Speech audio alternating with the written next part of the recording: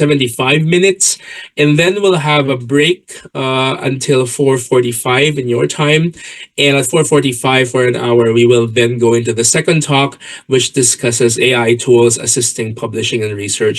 We have a few minutes more for some questions. Again, please feel free to write down your questions as you think about it in the chat. If it is something we haven't covered in the presentation, then we will definitely answer your questions at the end of each lecture. So let's begin. The first talk is about the 5 rules on effective writing in the sciences. These are not strict rules that any publisher or editor has. These are simply patterns that I have found out for myself in my experience in history as writing as a student, and in my 10 years of being an editor for YDVCH for scientific journals. So what are the 5 rules? The first rule is knowing your audience. The second rule is KISS. What that means, we're going to go through in a bit. Number 3 is letting your story guide you. Number 4 is pleasing your readers. And the 5th rule is very simple: be confident. So the number 1 rule when it comes to any kind of communication, people will say, is to think of your audience. When you ask yourself, who is my audience? Who will listen to my talk? Who will read my paper? That should ideally determine where you publish, what and how you write, and how you frame and sell your story. Within the realm of drug discovery, so most of my examples will be from medicinal chemistry or drug discovery, you can have different audience members. You can have synthetic chemists, the ones designing and actually synthesizing the drugs. You can have those working with in vitro studies and doing biochemistry or chemical biology work, dealing with cellular studies. You can have those dealing with animal studies or preclinical studies, working with mice or rabbits, or animal models. You can have pharmaceutical industry experts, so people actively working in pharma or outside of academia. There are also clinicians, those within translational medicine, doctors who actually are in touch with the patients and doing the clinical studies or using the drugs being developed by the scientists and pharmaceutical industry professionals. Then you can have policymakers, those within the government or country-wide reaching institutions like the EU. We've seen how approvals and how the importance of the science is in the pandemic time during the development of drugs and vaccines. You can have regular students, high school students, early college students, or even your own family, your parents, your grandparents, trying to explain to them what kind of doctor, what kind of profession you're trying to get into. These are different kinds of audience members for your science. And depending on that audience member, that shapes how you tell a story, how you tell your science, what is in the science, and overall the way with which you communicate it. When you think of your audience, it helps you decide where to publish. It's not just all about impact factor. So it's not just all about a number that is attached to a journal that doesn't really say anything about the quality of the work in that journal or your science in the first place. What you want as a scientist is for your work to be found by the right audience who will eventually hopefully download your paper, read that, and cite that work, use that work to further your field. So that's your loftier goal, for your work to actually be found and read by the right people. And so it's important to ask, who should read my paper? If you have content, you're doing traditional medicinal chemistry and you're synthesizing a compound, and most of the work that you have is synthetic, then you might want to consider, the synthetic or chemists, organic or inorganic chemists, might be more interested in your work. And immediately that limits the number of journals that you can pick. You can ask yourself, who are the editors reading your paper? Are they generalists and professional full-time editors like myself? Or are they professors working with their own laboratories and their own research interests? Ask yourself, where will it get the best visibility in your field?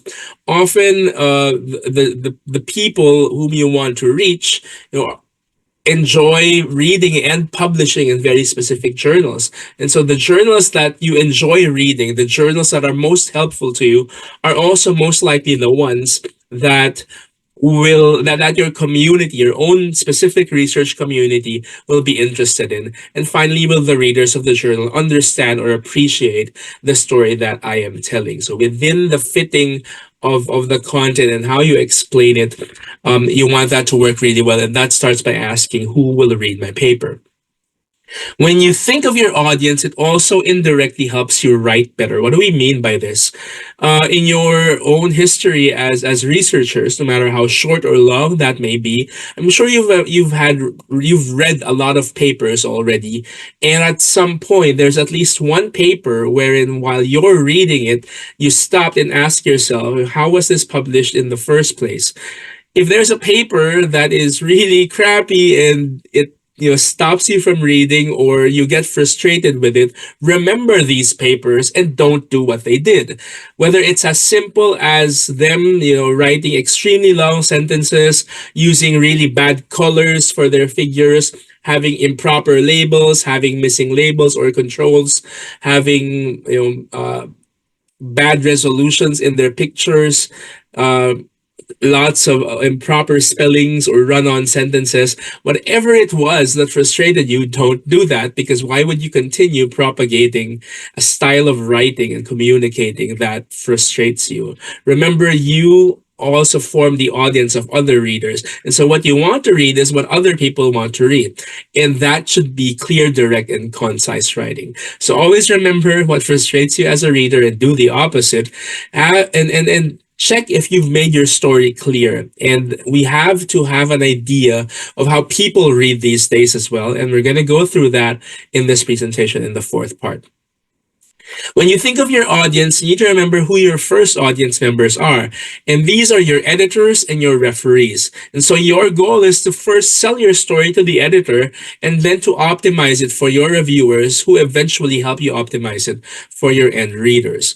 But citing now that the editor is one of your audience members, I would like you to learn a bit more about the editor and what we do and how we think and what we process. So a little bit of a sidebar as to what we do as editors, because I think when you get that insight, it'll be able to help you prepare your manuscripts better.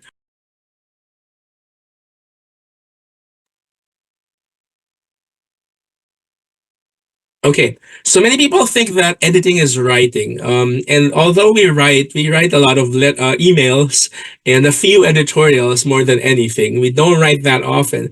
Editing is selecting material, preparing it, and conveying information. We get material, we get papers, we screen them, we define the content of the journals we are publishing, and then we facilitate what is called peer review, meaning we take the papers from the writers, from the scientists, we look at them, and we send them out to experts who are other scientists, who then evaluate them, give us back the reports, evaluating the paper, and then we decide as to if the paper is going to be published or not, or needs further rounds of revision. We also edit sometimes the text or suggest editing edits for graphics. But more importantly, we are there to ensure clarity and quality, that we oversee the entire publication process happens quickly and fairly for all of you. Now, there are two kinds of scientific editors professionally. You have in-house editors like myself, who are working full-time for a publishing house. So I am not connected to any university or any research institution, private or public. We have no university affiliations, and we oversee the peer review ourselves. So the editor-in-chief and the associate editors in an in-house journal, we get the papers, we decide if we're going to reject it immediately, or we decide if we're going to send it out to referees. And we are also the ones who pick the referees for the papers. And at the end, we are also the ones who decide if the paper will be accepted by a journal or not. And then you have external editors, external journals, wherein the editor-in-chief and the associate editors are active researchers. These are professors running their own labs and doing their own research. And so when you look at the editor-in-chief or the associate editor information on a journal page, if you see a university attached to them immediately, then that is most likely an external editor. And so an advantage of this for you is you immediately know what their specialization might be. And knowing their specialization, you might have a pretty good idea of the things that they find important when it comes to your line of research. So take note of that. There are pros and cons. A very good thing about in-house editors like myself is we can never be your competitors. We will not have any conflicts of interest with you and your research because we do not do research anymore. And we will never sit on any, grant screening committees or career advancement committees for you now or in the future while we are editors. We have more time for journal development as well, and we are very much generalists. We rely on our board members very much and our referees when it comes to insights about the work. For external editors, an advantage is they know the field immediately, and because of that, they most likely know immediately the right people to contact, and their expertise and recognition help. But of course, if they're doing their own research and it is for a journal with a smaller scope and a very specific thing, it could very well be that the editor evaluating your work knows your field very well, or even might be a competitor of yours. And of course, because they're running a lab and doing other admin matters, they also have less time for management matters of the journal themselves. Although whether it's an internal or an external editor, we all adhere to very specific ethical guidelines. So at least a good ethical editor will proceed in a very similar way, whether they're in-house or external. Now, this is a picture of the Wiley office when pre-pandemic, when most of us were using the office regularly. I would sit there, the editor-in-chief of of one general chemistry journal, Chemistry Select, sat there. The editor-in-chief of the analytical journals sat there. The editor-in-chief of the physical chemistry and the photochemistry journal sat there. And then the editor-in-chief of two other general chemistry journals sat there. And then the other specialized journals are on the side of the picture that you can't see. On the upper floor, we have the material science journals and Angevin de Chimie. Nowadays, it's even more mixed when we are at the office. So for instance, I sit beside now in the office beside the editor-in-chief of the journal Small and the editor-in-chief of the journal Advanced Healthcare Systems. And what is the point of this? Why am I showing you this? Well, first is it's a small editorial world. And so know that editors talk to other editors, sometimes even across publishing houses. So the first rule for you is don't do anything unethical, because we do discuss cases, and especially the bigger the case, the crazier the case, the more likely that other editors within a family of journals will know about this. And you could very easily be sanctioned by a journal. You would be sent a warning, or you could be banned in publishing to a journal, or even if it's really bad, an entire suite of journals within a publishing house. If you do something really bad that it gets investigated by your university, sometimes we get notifications from universities telling us, be aware of researcher so-and-so, be aware of postdoc so-and-so, they have been known to manipulate blah, blah, blah, they have been proven to do this. So when you get submissions from them, please be wary. So don't do anything unethical. You may think it's a lot of journals out there and it's a lot of publishing houses and editors, but it's a smaller publishing world than you think. On the other side of the spectrum, the more positive aspect, if your paper is rejected by one journal and they suggest a second specific journal within their family of journals, consider that really carefully, because especially if your paper has been sent out for review by one journal and then they reject it and they offer a second journal, the likelihood that your paper will be accepted by that second journal is very high. I would say more than 90%, because we already know the history, and the transfer offer would not have been made if we didn't think that it would be suitable for the secondary journal. And sometimes if you've done enough revisions on that already, because we know the history from the transfer, your paper could be accepted by the second journal within the same family of journals without further peer review, because we already know it's been evaluated.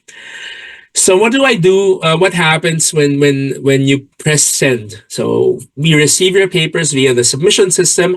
We get notified that a submission comes in, and then what happens is a technical check. The first thing that happens is we just see if the materials are complete. If you say that there is a PDF for supporting information and there are 5 figures, we check that to make sure that the editor and the referees receive the right material. And the more interesting one that happens next is what's called a duplicate check. We have an internal duplicate check, checking if your paper is similar to everything that has been submitted to that journal in the past. And so do not hide any cases. If you have submitted a paper 5 years ago, it got rejected, and you try submitting the same paper 5 years after to the same journal, uh, whether you've done changes on it or not, do declare that you've submitted similar work in the past, that exact same work in the past, because we will see it anyway. And at least we will know uh, okay, someone is scribbling. We will know the history of the submission. The more interesting one is called Authenticate, and Authenticate is a software created by a company called Turnitin. Maybe you've heard of Turnitin. And this is a software that we use to check for possible plagiarism. And so what happens is your paper is fed into the system, and the system will give a report which looks like this in the picture. On the upper right hand corner is a percent. That is the value calculated based on their algorithm on how similar the paper is to everything that is indexed online. On the left side, we see the actual paper, and there are highlighted regions like this that correspond to a percent. The highlighted regions signify pieces of text that have been cut and paste from other sources online. And all we need to do is to click on that text. It's going to open up a window, and we can see exactly which paper and where in that paper you cut and paste, or even reworded a paragraph form. So it can also detect light rewording in the system. And the more colors you have, the more sources you're going to have. It means it's telling us that you pick more sources to cut and paste material from. Whereas the only part of the paper wherein a higher score or a higher highlighting is typically allowed. This is in the materials and method section, so the experimental section, because you can only write certain protocols in a certain number of ways. There's only a few number of ways you can write a mass spec protocol, or a few number of ways you can write an NMR protocol, for instance. So if you're writing a paper and you have a similar protocol, and you see that you're just cutting and pasting from one of your lab's old publications, from the methods of an old paper from your lab, not someone else's lab, my suggestion is to just have a really shorter summary in your paper, and then to cite your old study. That does two things. First, you avoid self-plagiarism, which is the cutting and pasting of things. And second, you also lead people to older work of your lab and yourself that they will then cite. Okay? Make sure that, especially in your introduction and in your discussion, that you do not have large tracks of plagiarism. So write these sections especially independently, because these are really easy grounds for rejection of the paper. These duplicate checks are getting smarter these days. So Authenticate and Turnitin, for instance, also has a feature already detecting text written by AI. But we will cover AI in the second part of today's workshops. So if it passes the technical check, what happens next? What do we look at first? We don't have a lot of time to read so many papers. An editor will typically manage around 1,000 or more submissions in a year. That's around 20 new papers. So not just overall, but 20 new papers each week. And so we don't have time to read papers from start to end, sentence by sentence. So we have a way of reading and skimming a paper quickly, so that within a few minutes, we know immediately what the important thing is, what the take home message is, if it fits you in the journal, and how significant that is to our journal and to our eventual readers. So, what do we look at first as an editor? We look at three things typically at the same time. We look at your title, your cover letter, and your abstract. Your title gives us a pretty good idea of what the work is about. And your cover letter and your abstract together tells us the details, the content of your work, why it's important and why it's for the journal. Now, some people might think that it's okay to cut and paste the cover, like the abstract, into the cover letter. And some editors might do it, that might find it that way, or they might not care about the separate cover letter. But they're doing different things. In an abstract, you are explaining your work and what you discovered and some of the techniques maybe and the significance of that work to a general public, to your readers. But in the cover letter, you are talking to the editor. You are persuading the editor why the paper should be sent out for review and published. You're not persuading people to publish the work in an abstract. So they're two different things. So make sure that you are explaining it really, really well to your editor in one paragraph in the cover letter, and in your abstract, in that other one paragraph, you discuss your results clearly. These three immediately tell us, the basics about the work, and then we go immediately into your conclusions just to see, again, what the point of the paper was. Often when we read papers that don't have a concluding remark, even if it's just 1 to 2 sentences, it ends up being just a lot of data. And we do not want to publish just data. We want to publish results that mean something, or something that has a story. So there is meaning to your result, and you're not just presenting a series of experiments and data. We go then into your references and your introduction, and these together give us a sense of the background of the work, where the work is in place with respect to everything that is related to it and that has been published, that is beside it, or that leads up to it. This also tells us how familiar you are with the work.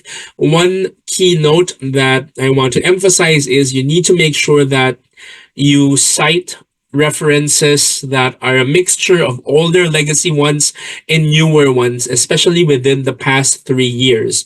When we see papers that refer to studies that only have references older than 3 years, we start to wonder, has nothing even remotely, minimally close to your work been done in the past 3 years?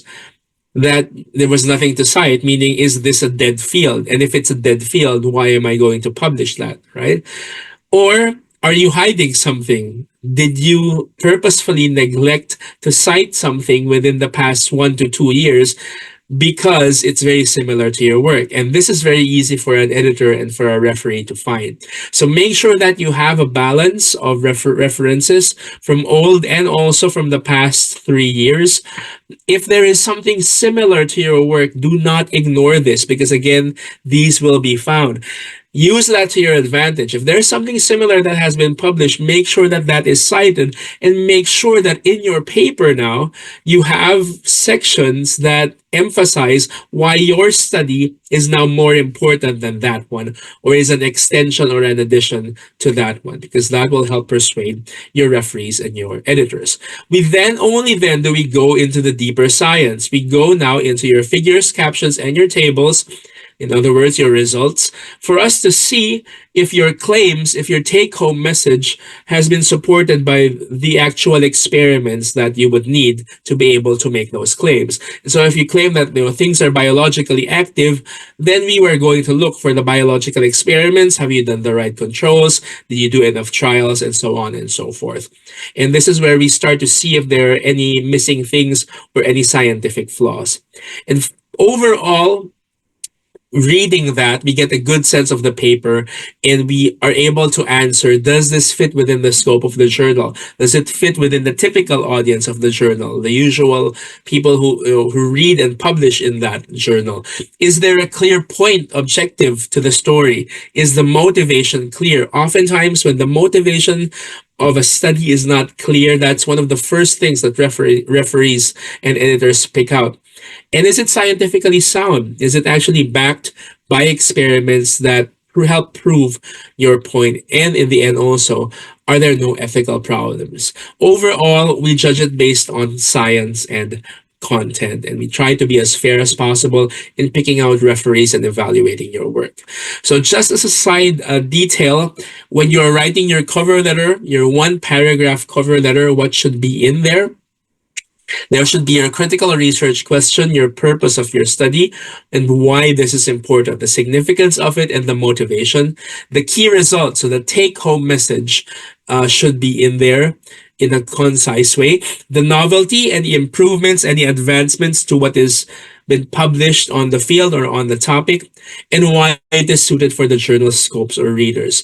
So you want enough details for your key results, your take home message, but you don't need too much because the details can be put in into the abstract. And it's also a place where you can put in suggested or opposed referees, although sometimes there is a separate box for this in the submission system. Overall, in a cover letter, in your one paragraph cover letter, you want to be direct and concise and proud of your work. But what you should never do is to oversell it or overreach your conclusions. If a cover letter sounds sensationalist, the editors and the editors will see that anyway. So know what's good about it, emphasize that, emphasize the novelty and the advancement of your work, but also don't overreach your conclusions or oversell it. Now, why would a paper be rejected without being sent out for peer review? Why would I, as an editor, reject a paper? The first reason is just technical failure. It's missing files, you're not following guidelines. So if a journal has a length guideline, if the paper is too long, then it's going to be rejected.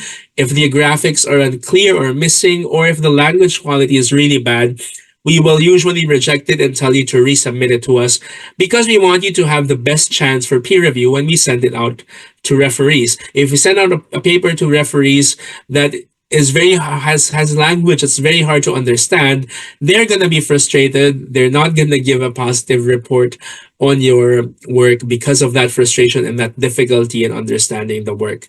So we want to avoid all of these things. The second would be ethical problems. One I mentioned earlier, plagiarism. Another one is called fragmentation. So fragmentation is called salami slicing also. Typically happens when there's one professor with a big project that usually splits it between different postdocs or PhD students, and the PhD students run very similar parallel pieces of work and analyze their work in a similar way, even though they're working on different starting or end products maybe, but the analysis and the discussion are very similar. These should not be sliced into many papers. So a single project should not generate many similar papers that are parallel to one another.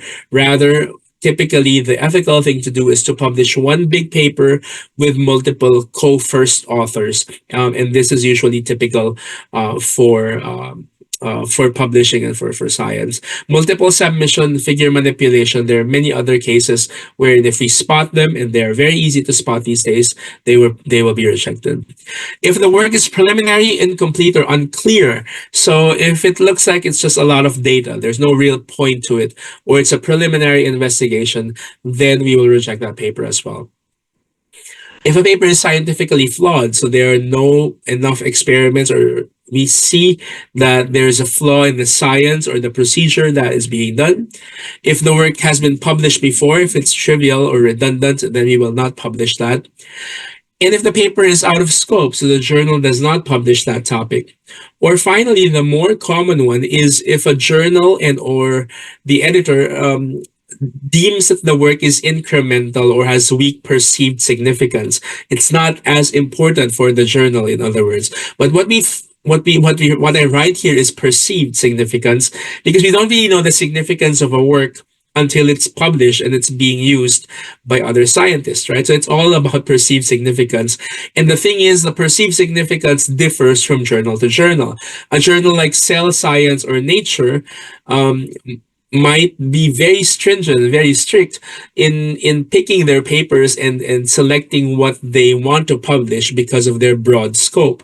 And so for a journal like that, Cell, Jax, Angevante, Chemie, A paper that they might deem, and they and their referees might deem unimportant or insignificant, might be the most significant paper to come to a journal like ChemMedChem, because it's very specific and it's targeted to an audience. So familiarize yourself with the kinds of papers that different journals publish.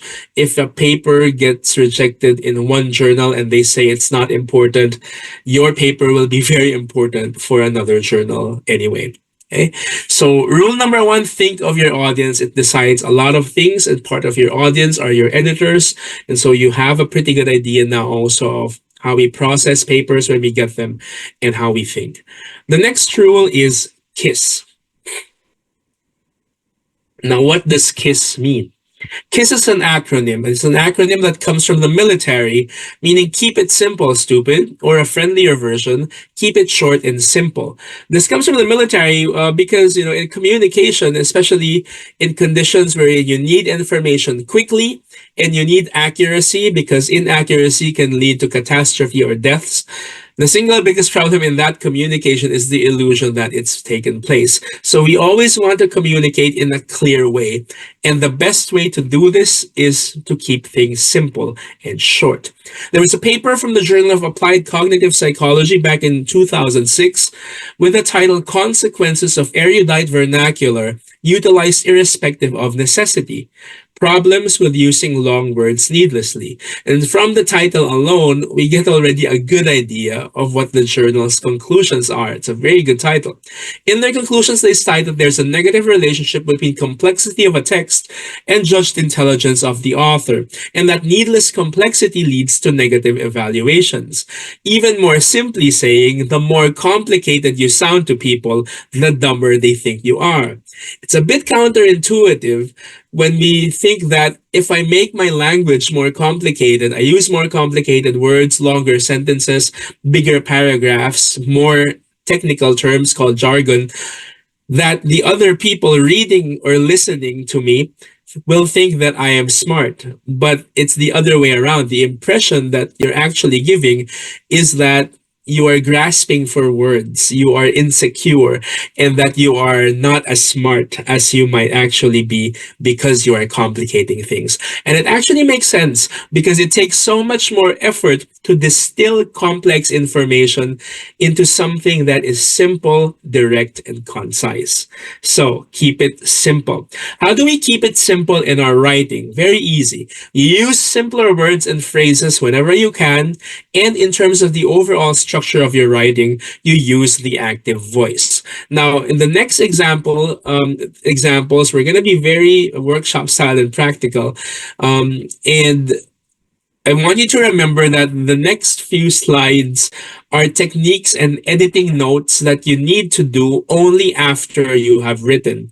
When you're writing your thesis, you're writing your paper, it already is a very difficult endeavor. It's very hard to start writing. So just start writing. Whenever you're writing up a paper or your thesis, just start writing, put in, bullet points, your outline, keep writing. And only after you have written your work do you go back and to use these techniques now to improve your writing, because the purpose of the first draft is not to get it right, but to get it written. So just start writing. And then once you're done, go back and edit and see how you can improve your language and simplify it. Now, whenever you're writing, you want to use familiar words, short words, single words instead of long phrases, and concrete words instead of abstract ones. Now, I have a list of words here that are favorites of scientists and also a lot of lawyers and those doing technical writing.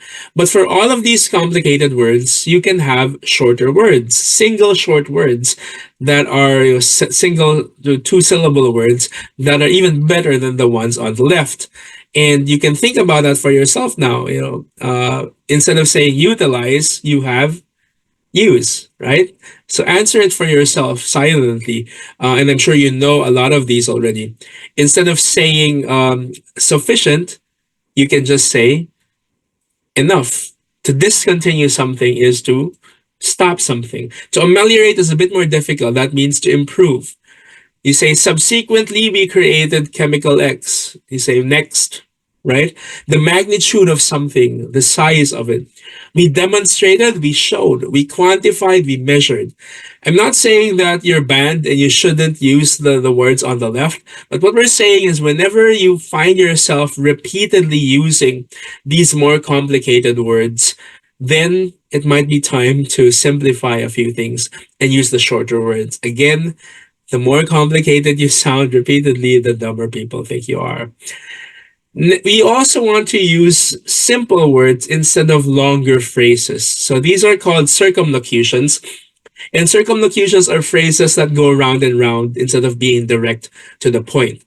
Instead of saying, in view of the fact that, there is a fact and there is a consequence. So that is a cause and effect. And so you just say because, right? In view of the fact that I am hungry, I will eat something. Because I am hungry, I will eat something. Has a certain amount of, it has some. Has the potential to, can or may. Prior to something is, in one word, before. At present time, you want to say now, unless you want to emphasize an era. And so you can say at present time when you want to emphasize a specific time period in history. During the time that, during the time that the solution was boiling, we prepared another chemical. You can say while, during, when, as, right?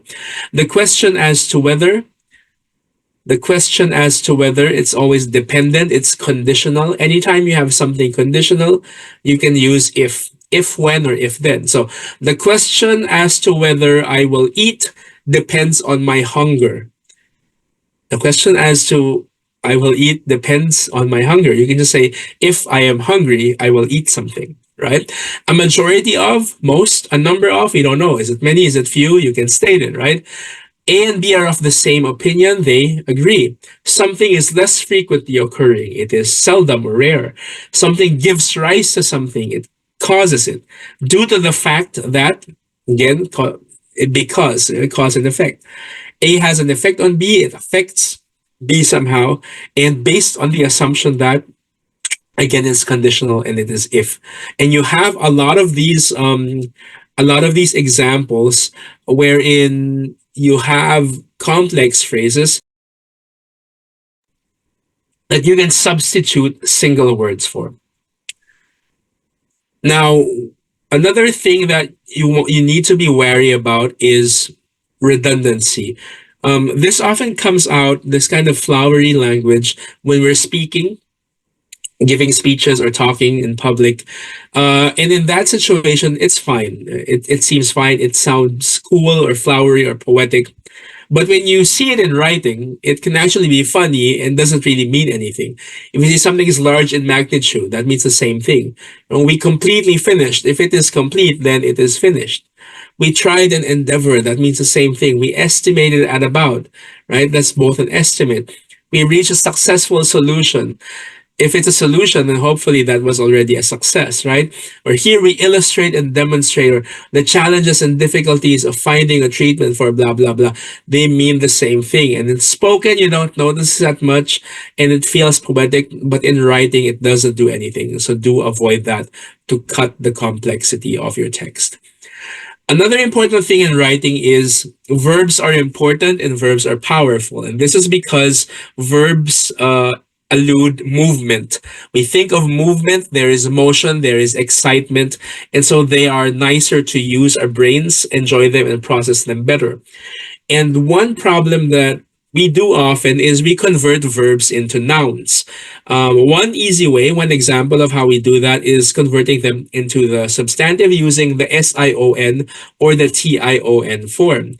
So instead of writing, we made a decision, you can simply write, we decided, right? To take into consideration is to consider it. You get what's happening here. To give an explanation is to explain. Something is indicative of, it indicates. We made an estimate of, we estimated. We came to the realization, we realized. So when you spot these ION words, see if you can actually rephrase the sentence to use the verb. And when you see a phrase that contains a verb that has been made into a noun, then there might be another way of writing that sentence that actually uses the action word for it. We have lots of other phrases that scientists and lawyers love using. Again, you're not banned from using these, but be careful of using them too often, right? It is noteworthy that it is interesting to note that it has been found out that as it is well known, be very careful of as it is well known. Because if there is a reader or a listener that does not know the thing that was supposed to be well known, then you just made an audience member feel stupid about themselves, and you don't want to do that, right? If it is well known, I'll just state it. State what is supposed to be the background and then continue. Don't assume too many things about your reader, right? There is, there were a few. Often when you write these, you don't need them. So if I say, there are many chemists in Singapore who are excellent cooks. You can simply just say, many chemists in Singapore are excellent cooks. So often when you use there is, there are, you can actually remove them and cut them from your sentence. Often when you examine a sentence, there's lots of redundancy. There are things you can rephrase. So one example, if I say functionalized polythiophene compound 1 exhibits attractive electronic properties and shows fluorescence due to functionalized polythiophene 1 possessing a benzyl group at the C5 position. If we remove the repeating aspects, we reorganize a few things, you can state that into functionalized polythiophene 1 has attractive electronic properties and fluoresces because it has a benzyl group at the C5 position. You want to write sentences that have high information density because it is shorter. If it is shorter, it is easier to process in one go, in one reading. Now, let's go from words and structuring sentences into bigger pieces of writing. And we're going to go now into optimizing language, which means using the active voice. The active voice in the sentence is when the subject does the action and the subject is stated. It is present. So we say, we describe the development of a new method to synthesize XYZ. The cat ate the fish. The passive form is when the subject is not present to do the action, or even the subject, the doer, can be left out of the sentence. So we can rewrite the first sentence as, the development of a new method to synthesize XYZ was described by us. You can remove by us, which is the typical way you would write in the passive past form. Or you can say the fish was eaten by the cat. Or the sentence is also complete if you say the fish was eaten, right? So the doer, the subject, can be left out of the sentence. When you are writing your science, especially your results and your discussion, and you're discussing your figures, use the active voice. Use we. Take ownership of your work. We is okay. Many people will say, you should not use we at all when you are writing your work. You need to separate yourself from your science because science is objective. Science can be very subjective because people are doing it and people are evaluating it and people dedicate time, effort, sacrifice in doing their work. There's a lot of subjectivity, why we pick certain experiments over the other, how we choose to write something. There's a lot of subjectivity in science because it is written by people. And so do not remove yourself because you are the doer of the science. Results and data are objective. So these are the objective parts of science. So we do not do anything to these objective parts of science and you bow down to your research and your data. But using we does not really, objectify your science, and it is fine language wise. Structurally, why is this so? It's because in the passive voice, it puts the subjects too far away from the verbs. So I can write the direct benefits to pregnant women who receive the drug and the indirect benefits to the fetus as a result of the lowered blood pressure are reported in our clinical trial. Versus saying, our clinical trial reports the direct benefits to pregnant women who receive the drugs and the indirect benefits to the fetus as a result of lowered blood pressure.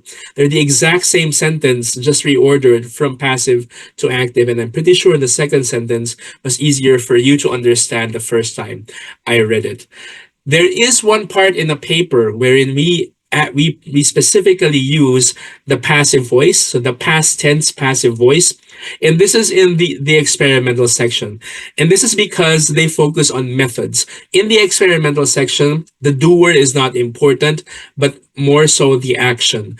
And because the action is important, and because every sentence might end up starting as we, and so on, because every sentence pretty much is an action, then you can and should use the past passive voice in your method section. But anytime you're describing your work, use the active voice. If you or your professors are still doubtful about the use of the passive voice, open up the author guidelines for Nature, for Science, the American Medical Association, the American Psychological Association, or the British Medical Journal. And in their author guidelines, they will write explicitly, like for Nature, that we prefer the authors to write in the active voice. We perform the experiment, as experience has shown that readers find concepts and results to be conveyed more clearly if written directly. Right? So if you have people saying don't write in the passive in the active voice, show them Nature and Science author guidelines. They probably want to publish in Nature Science, right? Um, or more interestingly, open up the paper from Watson and Crick from Nature in the 50s. If they say, oh, that's not how we published it back in the day, it was mostly all in passive voice, you know, look for this 1953 paper from Watson and Crick. It's one of the best pieces of science writing, in my opinion, and it's pretty much just one page, that section in red. And in the very first paper of this Nobel Prize winning research, they state, we wish to suggest a structure for the salt of deoxyribose nucleic acid. We wish to put forward a radically different structure for the salt of DNA. We have made the usual chemical assumptions, blah, blah, blah. So good science, good communication has always been written in a very specific way, even in the past, and that has typically been the active voice. So, rule number 1, think of your audience. Rule number 2 is KISS. Keep it simple, stupid, or keep it short and simple. Rule number 3 is letting your story guide you. Now, I'm going to ask you 2 questions and answer it for yourselves. The first question is, what is the name of the Game of Thrones character known as the Mother of Dragons? Maybe you know this character, maybe you know her, maybe you've heard of it somewhere, right? The name is Daenerys Targaryen, and played by Emilia Clarke, this actress, in the series. If you are a Game of Thrones fanatic, you might know that this is her full name with all of her titles. It's very long. I have a second question. This here is the Nernst equation. Very important when studying redox chemistry, especially. And at some point in time in your studies of chemistry or physics, you will probably encounter this. What was Nernst's full name, or first name? Right? I will bet that a lot of you will not know that his first name is Walter Hermann Nernst, and this is how he looks like. I hope you remember Walter Nernst. He reminds me a lot of the Monopoly mascot, or the Pringles can mascot. What is the point of this? You know, why do you remember Daenerys Targaryen or things like Albus Dumbledore, but it's hard to remember Walter Nernst or Erwin Schrödinger, right? What is the problem? We remember things more easily when we encounter them in the context of a story. And this is because stories make us human. Stories are hardwired in us. We are hardwired to receive information by stories, and hardwired to also effectively tell and convey information using stories. We live our day-to-day lives in story mode. It was how information was passed down in prehistorical times, throughout history in our different countries and cultures, in oral history. And it is also stories that we use to educate the younger people in our society. So stories are powerful. Do not underestimate their power. Because they're powerful, we can use stories and their characteristics to our advantage as scientists whenever we write our scientific stories as well. And so you can take some aspects of storytelling, even in fiction, and apply that to when you are discussing your science to be able to convey that information effectively. So ask yourself all the time, do I have a story? What is the point of my results. If there is no point, then it is all just data, and that is not publishable. That will not be interesting to any reader as well. So you need to have a story. The story does not have to be long. It just needs to be complete. Now, we are not talking about a journalistic or a sensationalist story here. A story should not be just journalistically important or sensationalized. Not at all. What we're saying is it needs to be complete and there needs to be a point in it. Sometimes we do lots of experiments in our course of studies through the years and things don't work out the way we expect them to be. You know, you get what many people call negative results, but the negative results are still results. And so, for instance, in drug discovery, we get papers, especially from pharma, saying, okay, we started out with this disease and this was our motivation. We made these designs, and based on logic and previous studies and chemical logic, when we do these designs, we were supposed to get this. But we didn't get what we expected. We got something that was half as active and twice as toxic. And we did everything and it kept leading up to that. And so our suggestion, our take home is don't do these specific things because it's going to be counterintuitive. You're not going to get what you expect and you might end up wasting your time. If you frame a negative result that way, that is a complete story and not just data. So just remember, there always needs to be a point to what you are presenting. That point, that storyline should be clear from your abstract to your conclusions and your results and in your paper as a whole. And also just check, has this story been told before? And unfortunately, if it has been told before, then it's not going to be enough. There's nothing novel. It's not going to be publishable. Now, what are some traits of a good basic story? Like what I said, we can take a few aspects, even from fiction, to apply it to our own science. A good story will have a clear plot or a message. There is something complete. It is going somewhere, right? So your work, again, needs to be complete, needs to have a take-home message. There is a sense of purpose. A story is going somewhere. Unless a story is super postmodern, a good story that we remember well always leads somewhere. There's a sense of purpose. There is suitable length given content. Not all stories are thousands of pages long. In the same way, not all scientific articles need to be long. The length of a paper needs to be fit for purpose, and you're not overreaching or overselling things and not stuffing it with useless information. You want meat over fluff in a story, and in the same way, you want meat over fluff in your science.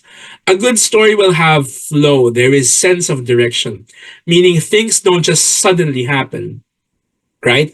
If we were watching, a Star Wars movie, and within the span of one movie, say Darth Vader all of a sudden became a good person, there's something illogical, right? We needed the course of, say, 3 films to be able to get that flow and sense of direction leading to someone's redemption.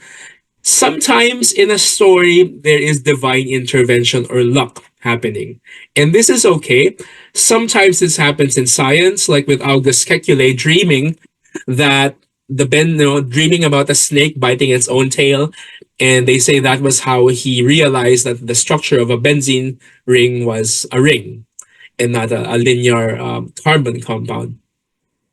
And so sometimes it happens, but not all the time. And so because it doesn't happen all the time, it should be very clear, what the gap was, what was missing, what was the vulnerability in the field or in the science, and how did one thing lead to the next. Sometimes you realize this gap in the middle of your studies after you've done a few preliminary experiments, but this gap, this vulnerability still needs to be clear. You want your paper, your story to be logical despite the flaws. Like what I said, things just don't suddenly happen. And so when there are specific flaws in the paper, or not in the paper, in your study, there's an outlier, there is something that was not expected. Make sure that these things that are not expected are also explained really well so that there is a good flow and logical direction. A good story will have a sense of completion. It needs to be complete. There is closure, but at the same time, it generates enough interest and it's clear what follows next. Maybe a sequel. Same thing for your science. You want it to be complete, but at the same time, written in such a way that your readers will want to learn more about the topic or what you are doing next with it. Within storytelling, a few other matters. Change is key, cause and effect. Flaws are beautiful, and you want to foster empathy. Change is key, always state how does your discovery change how we think of things in your field. What was your motivation? Why are you doing this study? Why this disease? Why this mechanism? Why did you pick this protocol over the other? What led to this next discovery? If your motivation is not clear throughout your paper, it will be very hard to convince your reader and your referee why that paper what needed to be written in the first place. Flaws are beautiful. As I mentioned, you always start by exposing an existing flaw, something missing, something unknown. And when you encounter flaws in your studies as well, do not hide this. Show how you overcame them or how it led you to your conclusions. And finally, foster empathy.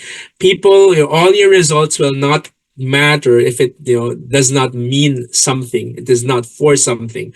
So it should be very clear why your work and why your discoveries are important for your target audience. And that again goes back to the importance of your target audience, because if it is not clear why it's important for them, then these possible referees, these editors evaluating your work will not look at your work positively.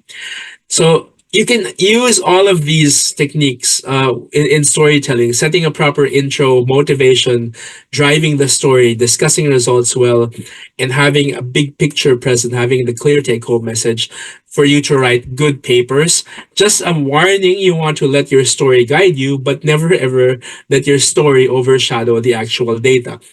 Stories are important, but they're not as important as your actual results and your data. So do not ever warp your data to fit a story. Your eventual story bows down to your actual results. You are just using the story to present the motivation for your results and why they are important, what they are for. So think of your story. Think of your audience. KISS. Let your story guide you. Rule number 4 is pleasing your readers. Now I will flash you a paragraph, and I want you to look for the topic sentence in that paragraph starting now.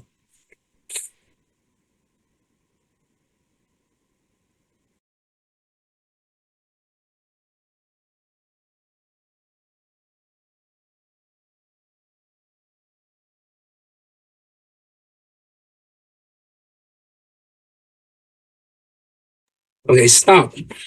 If I ask you now what the paper was about, or what was the take-home message of the paper and why was it important, maybe a few words will come to mind. Maybe you'll be able to remember it was about kinases. Maybe you'll remember ERK, about the proteins, maybe kinetics.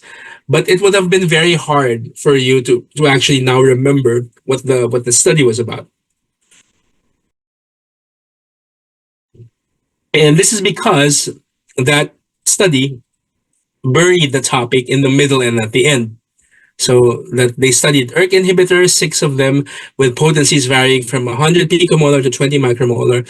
And on the way at the end, their conclusions about the dissociation inhibitor of ERK favors different enzyme conformations. If you were used to reading abstracts, your eyes would have gone immediately to the end, and you would have gotten one of the take-home messages, but not the entire thesis. Now, there is something problematic with this, with how people read these days. I gave you about 15 seconds or more to read that. More than a decade ago, there was a study saying the average attention span of a reading audience was about 9 seconds. This also reflects, why we enjoy short form media these days, like TikTok or Instagram videos that don't last more than a minute. Our average attention span is getting lower, and so within 10 seconds, ideally, the first few sentences, you want to make sure that the take-home message is there. When you read a sentence that is under 15 words, at first reading, you understand more 90% of it, most of the sentence. The more words you have, especially when you reach 20, 30, 40 words per sentence, becomes more difficult that you forget what the sentence is even about once you've ended reading it. So you want shorter sentences. That paragraph had long sentences. In cognitive psychology, there was once a study where they asked people to remember a list of words and then to state back those words by memory. And they thought that people will only remember the last words in the series, but they also remember the first few words in the series. And the psychologists called this the serial position effect, meaning that when we encounter a series of things, the things we remember the most are the start and the end of that series. And they say it applies to communication as well. So in writing, the most important parts are the start and the end. So in your abstract, the most important part of the abstract is the start and the end. In a presentation, the most important are the first few and the last few slides. Okay. But how do people read on a screen? There was a very interesting study in the late 2000s wherein this group looked at how people would read a screen in English when their eyes, view text on a screen, so a web page.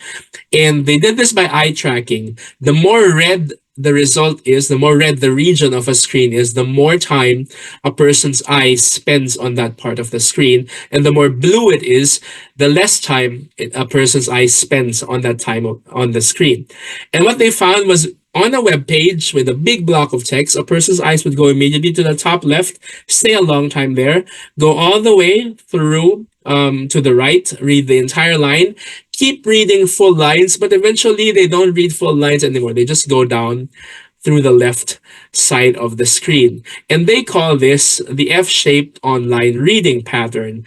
And so if you have a big block of text, by serial position effect, the most important parts are the start and the end of the paragraph. But if you combine it with how people read things online, then the most important part of your abstract is actually the first few sentences.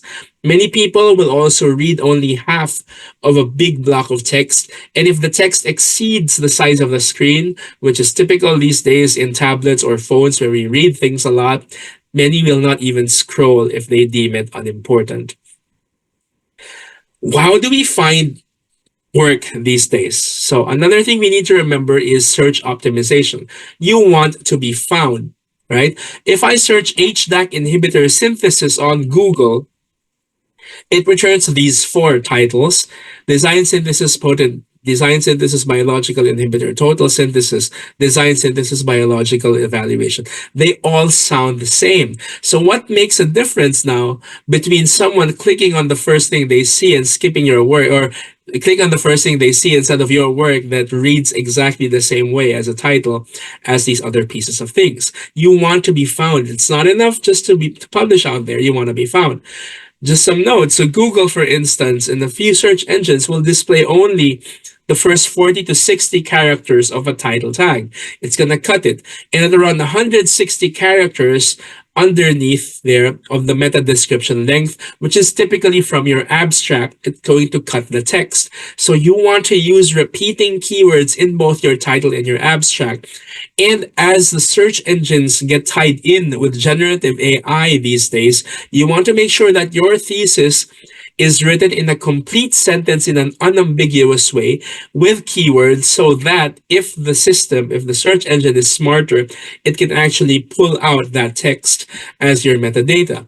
So just as an example, again, two very similar titles, it gets cut off. The second one is more informative because at least we get the words in there. First CMET HDAC, meaning it's the first series of its case, and it is bifunctional. It has two targets. Do not start with a sentence like this. So typically the default is it puts in the first few sentences of your abstract. Here it says HDAC inhibitors have potential for cancer therapy. The ones looking for papers on this topic already know that. So don't start your papers with cancer is the number one leading cause of death and blah, blah, blah. Antibiotic resistance is the number one leading problem and blah. People know this already. Start with your topic, your thesis, or immediately a one sentence short backgrounder, because again, you want to optimize your papers. Titles are important as well. A good title is everything. Some people will decide which papers to cite based on the title alone if they haven't read the paper. So instead of saying effect of metal catalyst on the outcome of coupling reactions with aryl alcohols, state it. What is the effect? What are the catalysts? What are the alcohols, right? Ruthenium trichloride catalyzes CH alkylation of 2,4-disubstituted alkyl alcohols. So avoid effect of evidence of role of inside synthesis of state what it is that you discovered. Avoid too much complicated text, minimize abbreviation, remove novel. All work that is published needs to be novel and significant anyway. Okay. Abstracts are make or break, as you've seen earlier. They need to be simple, complete, and informative. This was a sample abstract that we found from another publishing house saying that this is how you should write an abstract. You start with the background, the problem, the approach, the findings, and then the implications. And this is correct in that these are the five things that you do need to have there. You want a good background, the problem, the gap, a few techniques, the main findings. I would emphasize even more on the findings, which is your take-home message, and the implications, significance, future things related to it. But while you need these five parts, there is a problem with this abstract that you now know because it buried the findings after all of these lines of text before it. And so this is not an optimized abstract. And so now what I'm going to tell you is whenever you write an abstract, write it in a regular way that you would write it containing these five pieces of information, but then rewrite that so that you only have a short one sentence intro and then your take home message as the first two sentences, and then write everything after that. And once you have that paragraph, go the further step. Move it, rewrite that in such a way that the first sentence is your thesis statement, your take-home message. In this study, we show that zinc efflux effects in mammalian cell fertilization arise from a system of vesicles which undergo dynamic movement, and then continue with the information and the backgrounder that people need. Because people will find the background immediately there anyway. But more importantly, you want to make sure that the key point, the take-home message, the point of your story is there right at the start. The way we've written papers has not changed often. We use different things, but you end up with a solid piece of paper, sometimes formatted, 2-column.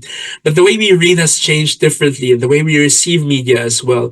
We have less time with more information out there, and we need to think about that. This was also reflected even in popular writing, from Geoffrey Chaucer with 49 words in a sentence to popular contemporary authors with around 12 to 15 words per sentence these days. A sentence is too long if upon reaching the end your reader cannot remember how the sentence began. And you want to give pauses wherein the reader you don't withhold information, but rather you give complete things. So you start with your conclusion, a thesis statement, the lead in the background, what you did to support that. You repeat that, but that leads to another problem which you are now trying to solve, and so on. And so you have a longer paper that is structured in a way wherein information is given, packets of satisfaction are given to your reader. And you can think of humans as simple beings in that we keep on doing things in as long as it gives us pleasure. And what gives a scientist pleasure more than them learning things and feeling they're smart? How do they feel that they're smart? Make them learn things by keeping things simple and by keeping them, giving them these packets of knowledge and satisfaction. When you prepare your figures, we talked about text, simplify them as well. This is an actual figure from an astrophysics paper published in PNAS. Simplify them. You may have the best information out there, but if your text and your graphics are difficult to interpret, then you're also going to lose your readers. Editing can work wonders. As a final thing on this part, I used to copy edit a lot of text when I was a starting editor, and this is an actual abstract that I had to edit. In the manuscript, the original goal to present a facile, environmental, benign, economical, sustainable, and additive-free synthesis protocol of the fabrication of hollow oxides, which ultimately could enable the fine-tuning of the hollow inorganic materials, has been achieved via sacrificial template-assisted hydrothermal green synthesis strategy. through using simple sugar, glucose, and fructose as sacrificial templates. It's one paragraph with 6 lines almost, and one sentence. And I had to edit that. How did we do that? We did it this way. This article presents a facile, environmentally benign, economically sustainable, and additive-free synthetic protocol for the fabrication of hollow oxides. These oxides could ultimately enable the fine-tuning of hollow inorganic materials. The synthesis was achieved via a facile one-pot hydrothermal strategy with the use of glucose or fructose as sacrificial templates.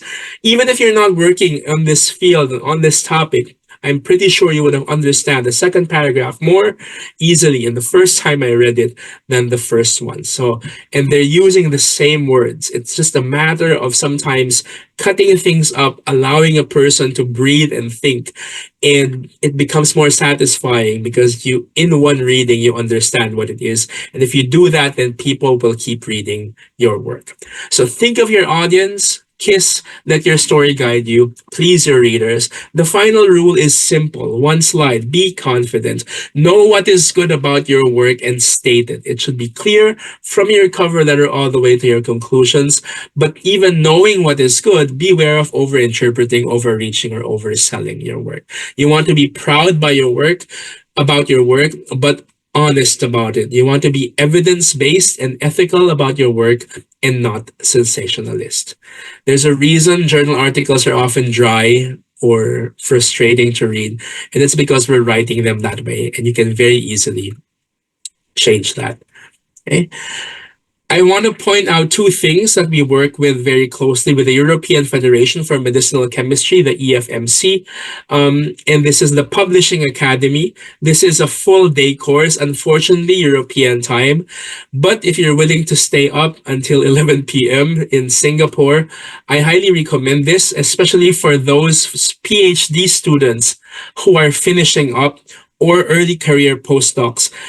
This is for those who have a paper that they are about to publish that hasn't been published yet. And for this, we go through 4 to 5 different topics throughout the whole day in Europe via virtual online course. You can register and learn more about that at efmc.info/publishing-academy. The next one is on July 18. This is open for everyone and it is free.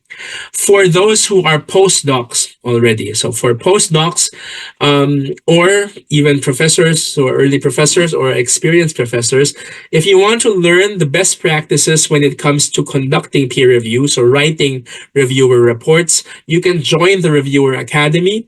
Visit efmc.info/reviewer-academy. The next session for that one is a month from now, June 4th, 10 a.m. European time or 4 p.m. Singapore time. And this is where we provide best practices for referees, for future referees. So you need to be at least a postdoc to do that. One thing that I will offer to both the University of Singapore, National University of Singapore, and to the Hanoi University of Pharmacy right now are one-on-one consultations with myself or another Chemistry Europe editor. If you have a complete manuscript, but does not have to be final, it just needs to have title, abstract, a few results and references, and it is within chemistry, material science, or biomedicine, and it has not been published anywhere yet, ideally not yet evaluated by any journal, you can send an email to me at dperalta@wiley.com from now until, not December, until August 2024. With the subject line Singapore Hanoi Consult. And what we will do is for at least, so maybe more, but at least for the first 5 manuscripts that are sent to us, I will read that and give you input on title, abstract, optimization, the structure, general things to help you get the best chance in peer review for any journal, not even a Wiley journal. But additionally, also, if you have not submitted that paper anywhere yet, I will be able to recommend some ideal Wiley journals for you and maybe even promise peer review for them if they are one of the journals that I handle, like Chem and Chem or Chem Biochem or Analysis and Sensing. So deperalta@wiley.com until August 2024 Singapore Hanoi consult. To summarize, serial position effect. Think of your audience. It determines a lot of things. Keep it short and simple. Simple words and sentences. Use the active voice. Let your story guide you. Please your readers. You know how people read these days. Use that to your advantage. And be confident about your work without overselling, overreaching, or sensationalizing things. We have time now for some questions. We're going a little over through the break, but we can take a few questions right now. So please do type them out in the chat. In case we you forget something or we don't find anything in the chat right now, you can still ask questions about this first presentation later at the end of the second one.